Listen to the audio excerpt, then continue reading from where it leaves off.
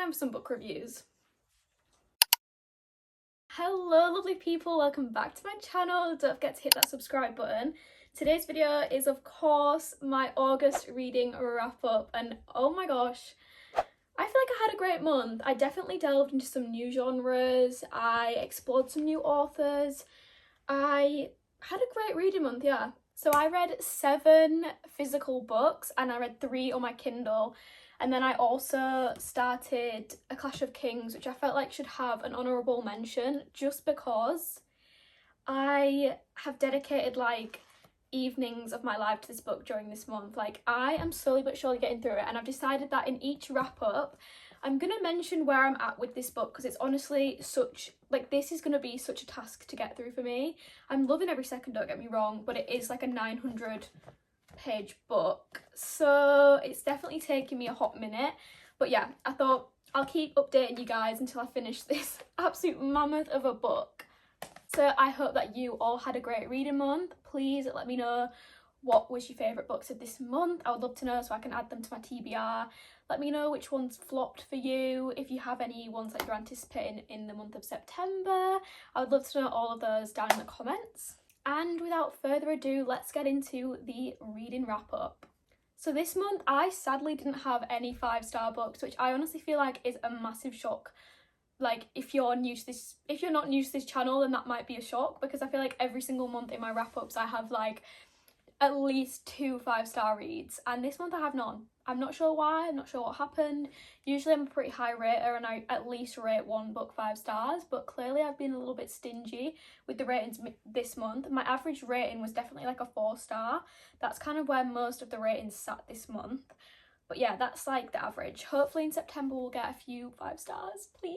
So in terms of my little quick update on the second Game of Thrones book, I am currently at the end, I'm ending August off.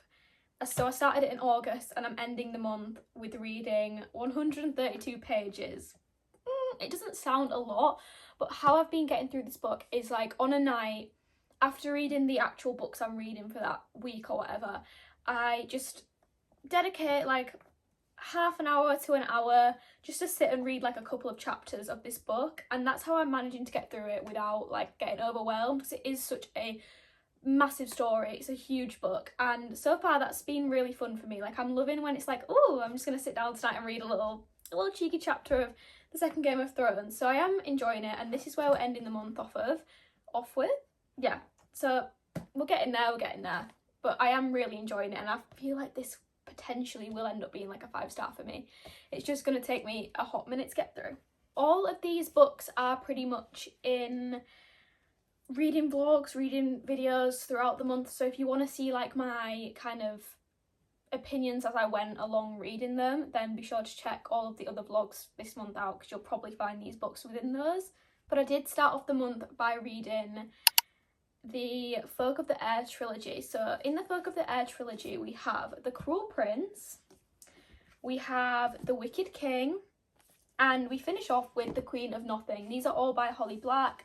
She has written a very, very, very popular fantasy young adult series, and I feel like this is so talked about on TikTok. I literally hear it like, oh, I did hear it. I feel like it's not as talked about anymore, but when I first joined Book Talk, then it was literally like everywhere. And I was like, oh, I kind of want to read it, but no one really tells you what it's about. So this series follows our main female character, Jude, and she is a human girl. And one day she kind of gets kidnapped by someone who is a fae. He is a fae lord, I think, or whatever, and she gets taken to live in the fae world, in the land of Elfhame. So when she's in this land, she's brought up there, she goes to school there, she knows everyone there. She's not brought up as a human girl, she's brought up as a fae girl. And it kind of just follows on from there. I mean, we have fighting for the throne, we have battles, we have war. It's very politics heavy. There's a small subplot of romance, but that's a small subplot, guys. It's a small subplot. Please do not get it mistaken, because it's not I don't think it's marketed as a romance, but even if it was, then that would be very misleading, because there's barely any romance in the book. I did feel like as we got more into the series, the crumbs became bigger crumbs, of romance, but definitely in the first book it's non-existent pretty much. But that being said, it does make the romance that we do get that much more impactful and effective, because it's just like, you just want the crumbs so much that when you get them, you just like, yeah, that was good. Yeah, I ship these two, I ship these two. But as for my ratings, I rated The Cruel Prince a solid 4 stars. I felt like it was a great introductory book. It kind of set the scene really well. I felt like we got to know the world and all that kind of thing, so I did enjoy it, but it just didn't give me that like 5-star feeling. And then I rated The Wicked King a 4.5 stars. This was my favourite book in the trilogy.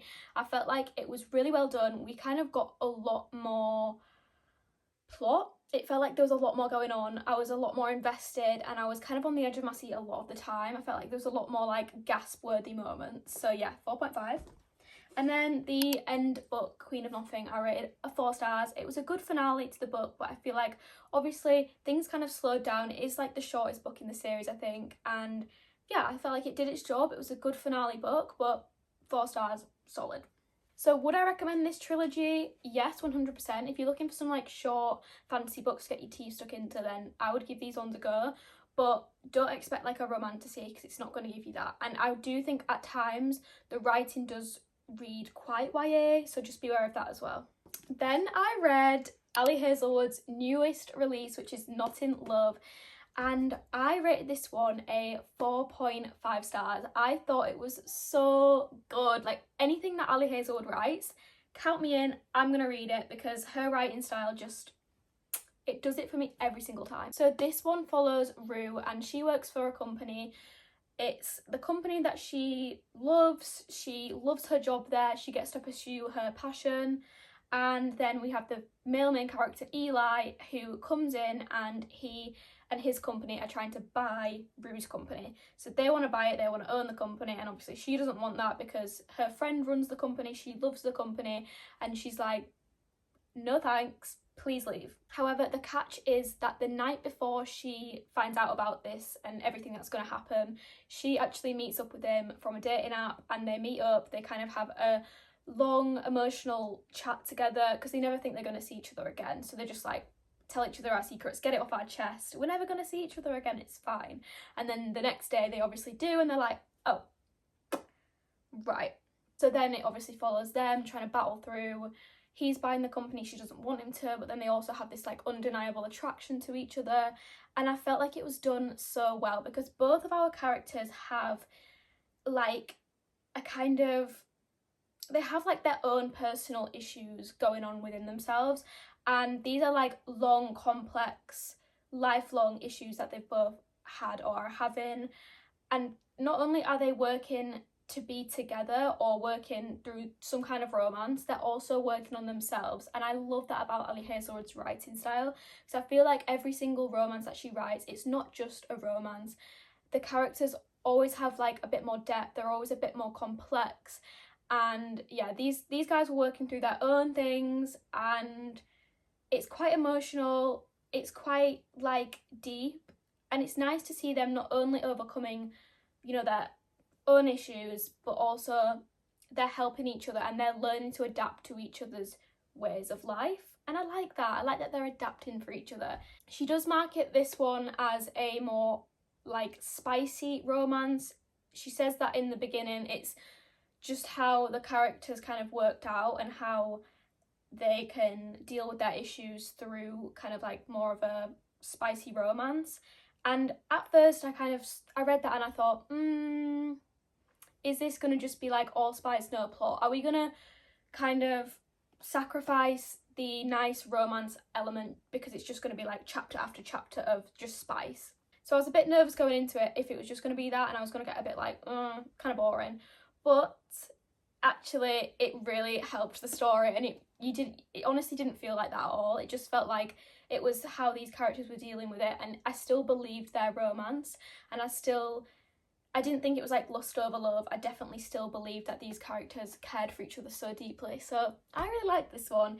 It didn't top The Love Hypothesis for me. That's still like my number one Ali Hazelwood book, but it definitely was on par to me with Love Theoretically. I can't speak. So I highly recommend, and don't let the kind of like spice warning put you off, because I think that it really helps the plot.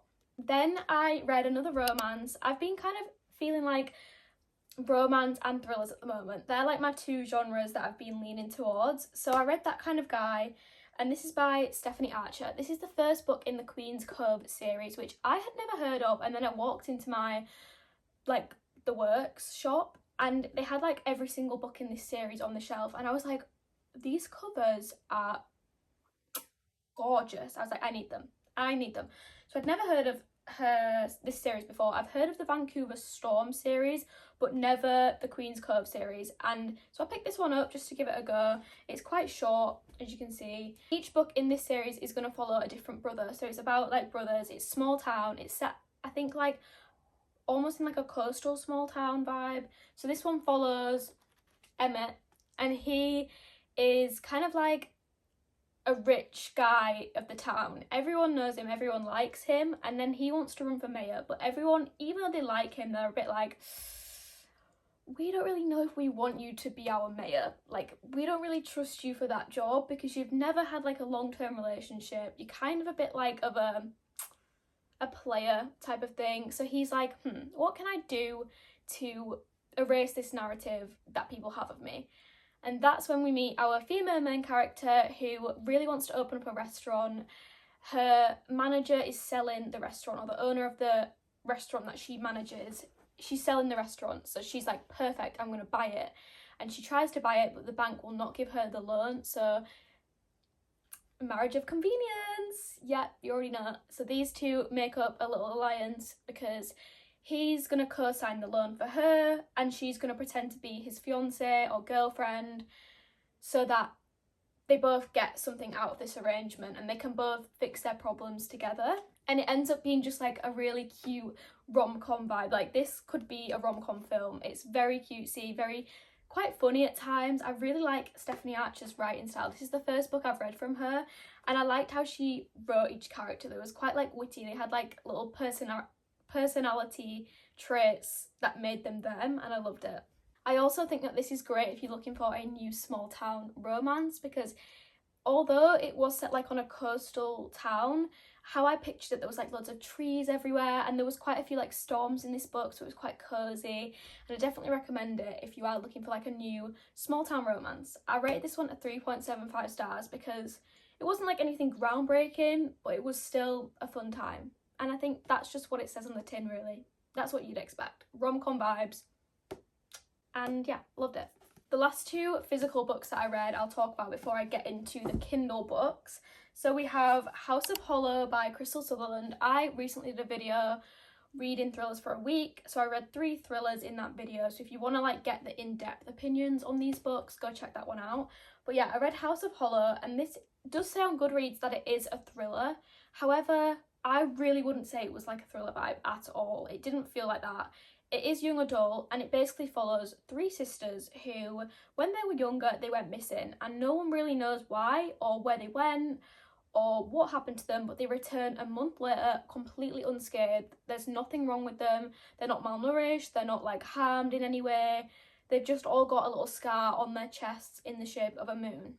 So then you kind of get a little bit of insight into what happened as they got a little bit older, and we follow the youngest sister in her point of view as the oldest sister goes missing again when she's a bit older, and it's like, why has this happened again?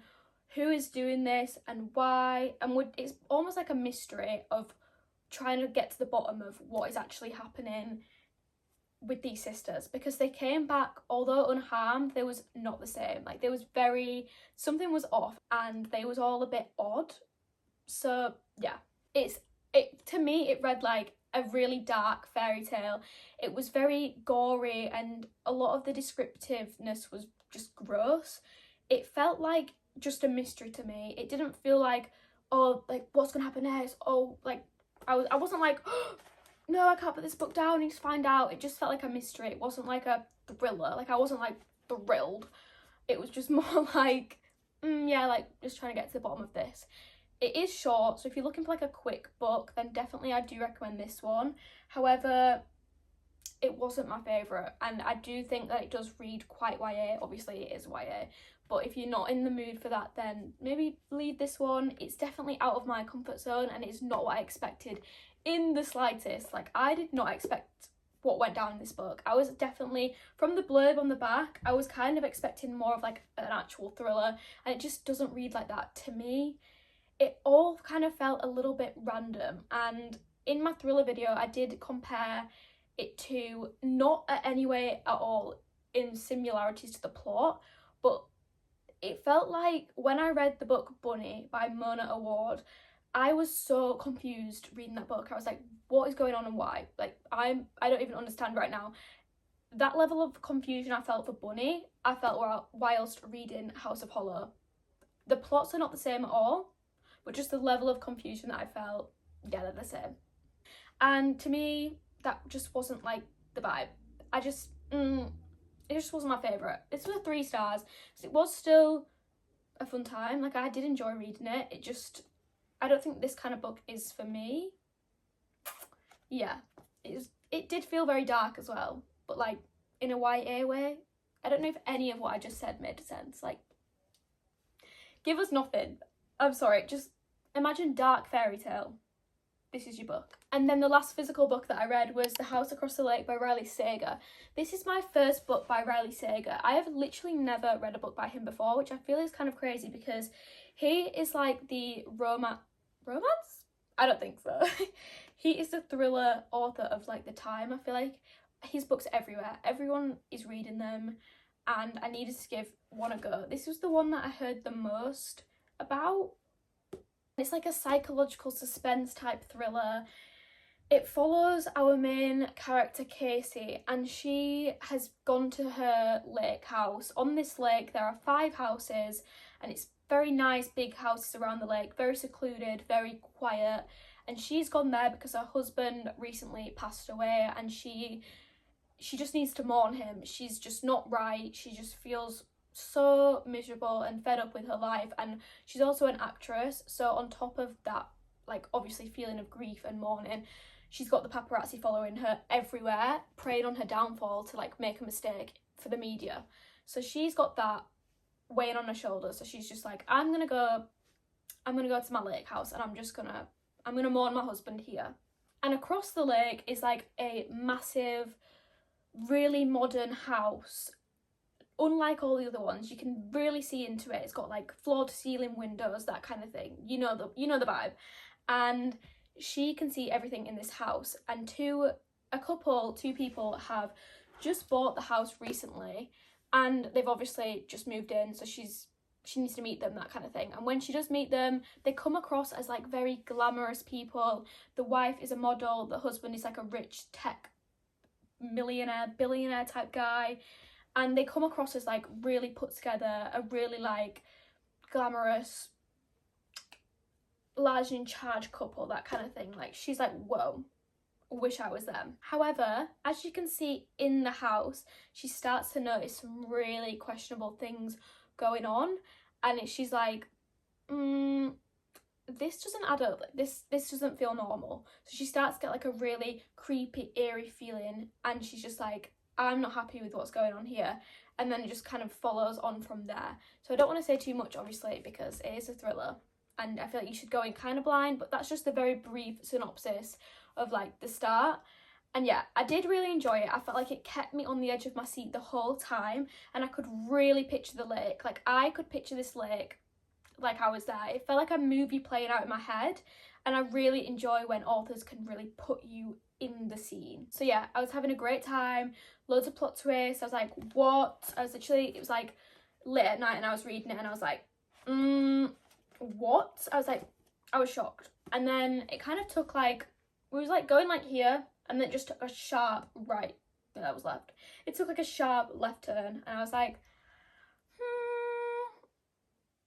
okay.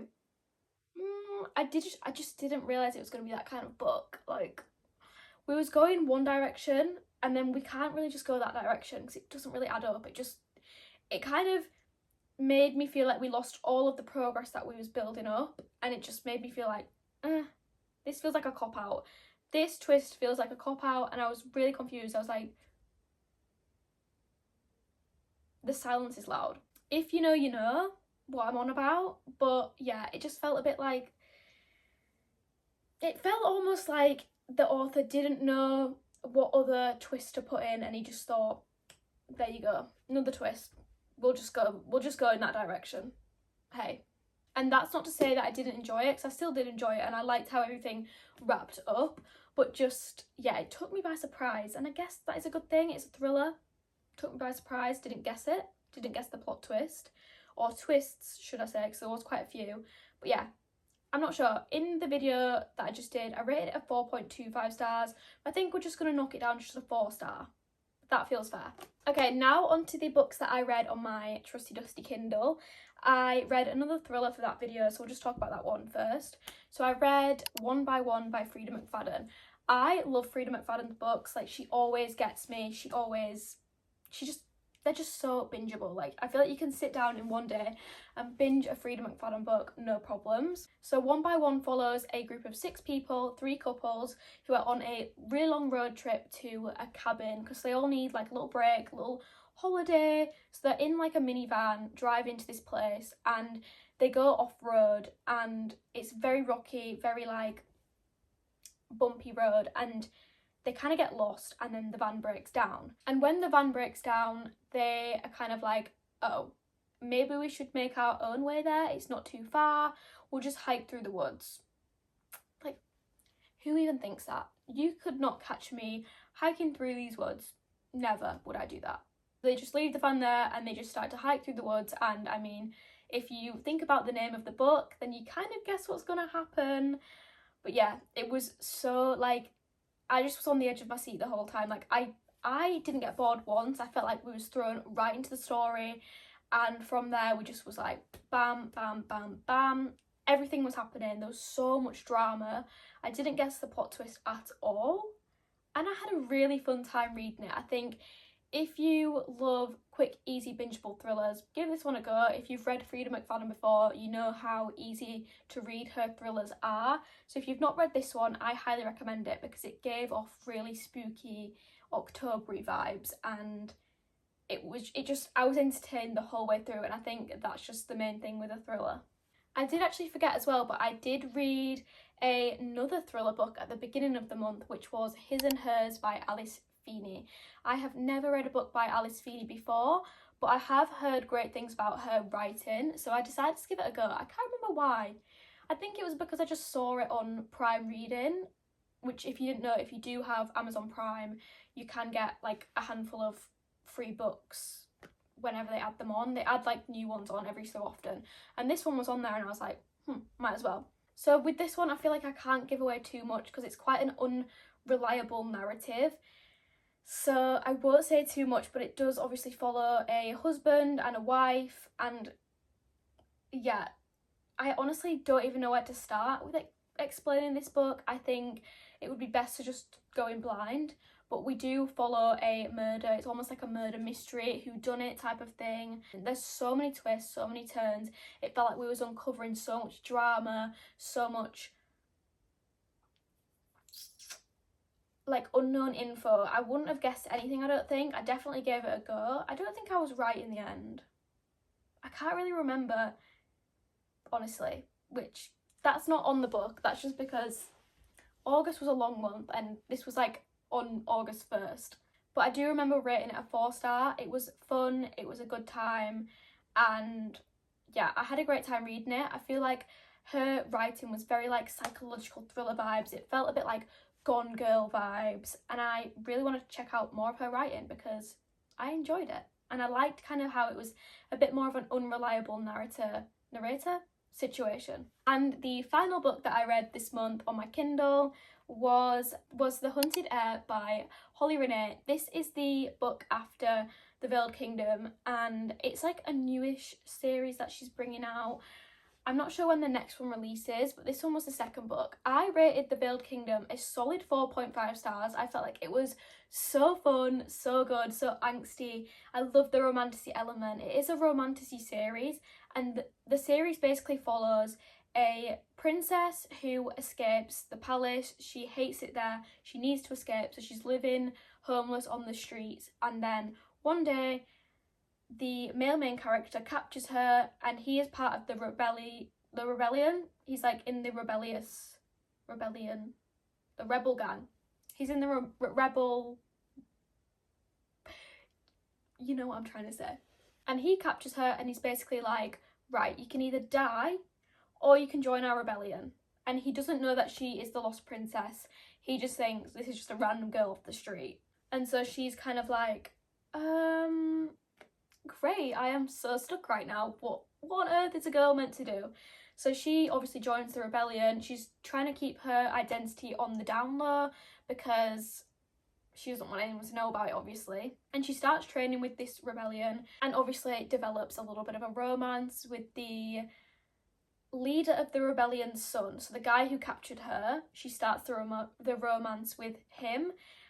And it's kind of, I don't know if it is fair. It's not fair, I don't think. It's just everyone has powers. Like, they kind of have like a power within them. And I think everyone's power sort of is a bit different. But it's not fair. It's just power and like kingdoms and stuff like that. The first book follows that. And then the second book follows on from that. I'm obviously not going to say too much because it is the second book in a series. But it does follow on from that. And we kind of get her point of view. It's very much like cat and mouse vibes, second one, and I did enjoy it. I felt like it was fun at first, but then okay, I did rate it like a 2.5 stars, which, I mean, going from a 4.5 stars for the first one to a 2.5 stars for the second one is a bit drastic. It's a bit of a jump, but I just like I felt like we got a whole lot of nothing. I just felt like the entire book followed them almost doing like pretty much nothing. We got like barely anything. I was waiting for something to happen and it just felt like we had 250 pages. We had like 250 pages of barely anything, and I just felt like it could have just been added onto the first book and we'd have been fine. That's not to say I don't love the world that she's created or creating, and I do love the characters that she's made and introduced and things like that, but it felt just too underwhelming. I was a bit disappointed because it just felt like we got nothing. It was like, now we're gonna have to wait like months for the next book. But that being said, I do really like the romance. I like the characters. I like the romance that they have. But it just, I don't know if I'm going to continue with the series because I was just disappointed with this book. And I feel like I've read her other series. I read the first 2 books in the other series that she has. And I have DNF'd that series too. So I just don't know if maybe her books aren't the books for me, which is fine. So they are all the books that I read in the month of August. I feel like I had a great reading month. I have tried some new authors. I found some new faves. I have read some thrillers, that kind of thing. We've made some progress on the second Game of Thrones. I hope that you have all had a great reading month, and let me know what your faves were. Let me know what your least faves were. I hope that you enjoyed today's video. Don't forget to like, comment, subscribe, and I will see you all in the next one. Bye.